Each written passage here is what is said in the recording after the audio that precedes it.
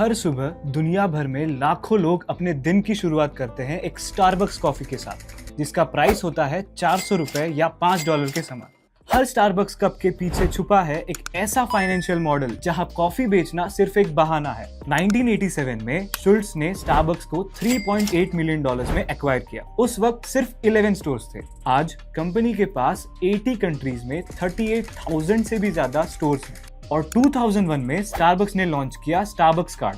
आप जब Starbucks app या कार्ड में पैसे ऐड करते हो तब आप स्टारबक्स को एक इंटरेस्ट फ्री लोन दे रहे हो। फिर स्टारबक्स ने लॉन्च किया अपना ऐप और इस स्टेप ने कंपनी को एक कॉफी ब्रांड से एक डिजिटल फाइनेंस इकोसिस्टम में बदल दिया। कस्टमर्स पैसे प्रीलोड करते हैं, स्टारबक्स उन्हीं पैसों से अपने ऑपरेशंस को फंड करता है या फिर इन्वेस्ट करता है। एक परफेक्ट सर्कुलर मॉडल जहां पैसा सिस्टम के अंदर ही रहता है। इस कहानी की शुरुआत होती है 1971 सिएटल में, जहां 3 फाउंडर्स बेच रहे थे सिर्फ रोस्टेड कॉफी बीन्स। फिर एंट्री होती है हार्वर्ड शुल्ट्ज की। इटली के ट्रिप के दौरान उन्होंने नोटिस किया कि लोग एस्प्रेसो बार्स में सिर्फ कॉफी पीने के लिए नहीं बल्कि एक्सपीरियंस लेने के लिए आते हैं, बात करने, कनेक्ट होने और ब्रेक लेने के लिए। उन्होंने डिसाइड किया कि यूएस को भी ऐसी ही एक थर्ड प्लेस चाहिए, घर और ऑफिस से दूर, जहां लोग बिलोंग कर सके। और यही से शुरू हुआ स्टारबक्स का नया चैप्टर। 1987 में शुल्ट्ज ने स्टारबक्स को $3.8 मिलियन में एक्वायर किया। उस वक्त सिर्फ 11 स्टोर्स थे। 1994 तक ये नंबर बढ़कर 400 तक पहुंच गया और साल 2000 तक स्टारबक्स के पूरी दुनिया में 3,500 से भी ज्यादा स्टोर्स थे। लेकिन शुल्ट्ज का गोल सिर्फ एक्सपांशन नहीं था, उन्हें चाहिए थी कस्टमर लॉयल्टी। उन्हें चाहिए थे ऐसे कस्टमर्स जो रोज लौट कर आए बिना सोचे समझे। और 2001 में स्टारबक्स ने लॉन्च किया स्टारबक्स कार्ड, एक ऐसा गिफ्ट कार्ड जिससे कॉफी पेमेंट्स और कन्वीनियंट होगी। ये कार्ड एक मार्केटिंग गिमिक नहीं था, ये स्टारबक्स का सबसे बड़ा फाइनेंशियल मूव था। जब भी कोई कस्टमर $50 या $2,000 अपने कार्ड में ऐड करता है, वो पैसा सीधा स्टारबक्स के पास जाता है और स्टारबक्स वो पैसे तुरंत यूज कर सकता है बिना कॉफी दिए। आप जब स्टारबक्स ऐप या कार्ड में पैसे ऐड करते हो तब आप स्टारबक्स को एक इंटरेस्ट फ्री लोन दे रहे हो। आपके पैसे के बदले वो कॉफी देने के लिए लायबल तो हैं, पर तब तक वो कैश उनके पास रहता है। 2023 के मुताबिक स्टारबक्स के पास $1.7 बिलियन से भी ज्यादा कस्टमर डिपॉजिट्स थे। वो पैसे जो कस्टमर्स ने डिपॉजिट तो किए लेकिन यूज नहीं किए।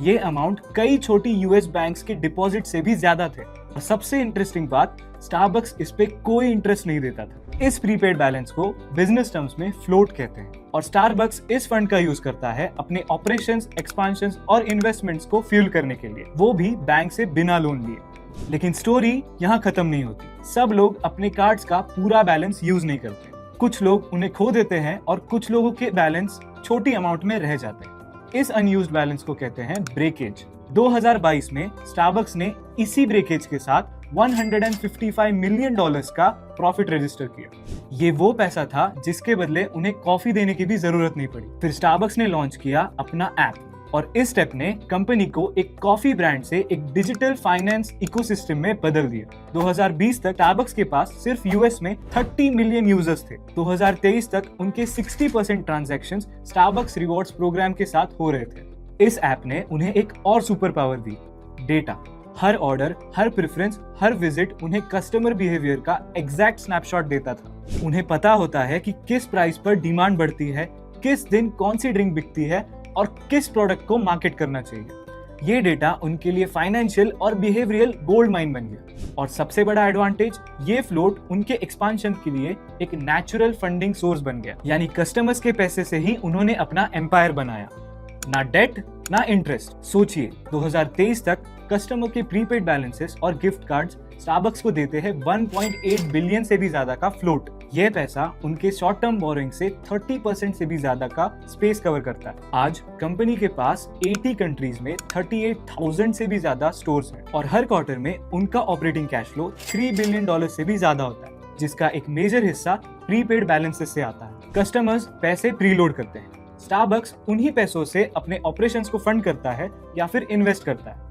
फिर वही कस्टमर्स उन पैसों से कॉफी खरीदते हैं। एक परफेक्ट सर्कुलर मॉडल जहां पैसा सिस्टम के अंदर ही रहता है। कोई क्रेडिट कार्ड प्रोसेसिंग फी नहीं, ना ही कोई बैंकिंग इंटरमीडियरी, बस एक प्रेडिक्टेबल रिकरिंग रेवेन्यू। हर एक लाटे इस लूप को और मजबूत बनाता है। 2023 में स्टारबक्स का रेवेन्यू 36 बिलियन यूएस डॉलर्स था और उनका net income 4.1 billion US dollars, और उन्होंने इसमें से एक भी डॉलर ट्रेडिशनल बैंक लोन के लिए वेस्ट नहीं किया। एक कॉफी कंपनी ने एक मिनी सेंट्रल बैंक क्रिएट किया, वो भी बिना लाइसेंस के। आज स्टारबक्स की market capitalization 100 billion US dollar से भी ज्यादा है। कंपनी के पास 38,000 से भी ज्यादा स्टोर्स, 4 लाख से भी ज्यादा एम्प्लॉइज और 30 मिलियन एक्टिव कस्टमर्स हैं। हर साल 100 मिलियन से भी ज्यादा गिफ्ट कार्ड इशू होते हैं, बट उसमें से कुछ ही रिडीम होते हैं। सिर्फ यूएस मार्केट में ही उनके पास 1 बिलियन यूएस डॉलर से भी ज्यादा का अनस्पेंट बैलेंस पड़ा रहता है, जो वो यूज करते हैं इनोवेशन और एक्सपांशन को फ्यूल करने के लिए। हावर्ड शुल्ट्ज ने कहा था,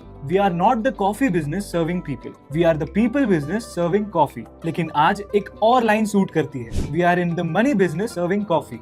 अगली बार जब आप स्टारबक्स ऐप में $50 या 2000 रुपीज रिलोड कर रहे हो, तब सोचिए कि आप एक ग्लोबल फाइनेंस सिस्टम का पार्ट हो। यही थी कहानी एक ऐसी कंपनी की जो कॉफी के साथ साथ ही कैपिटल ब्रू करती है। अगर आपको ये वीडियो पसंद आया तो इस वीडियो को लाइक कीजिए, अपने दोस्तों के साथ शेयर कीजिए और ऐसे ही वीडियोस देखने के लिए इस चैनल को सब्सक्राइब कीजिए।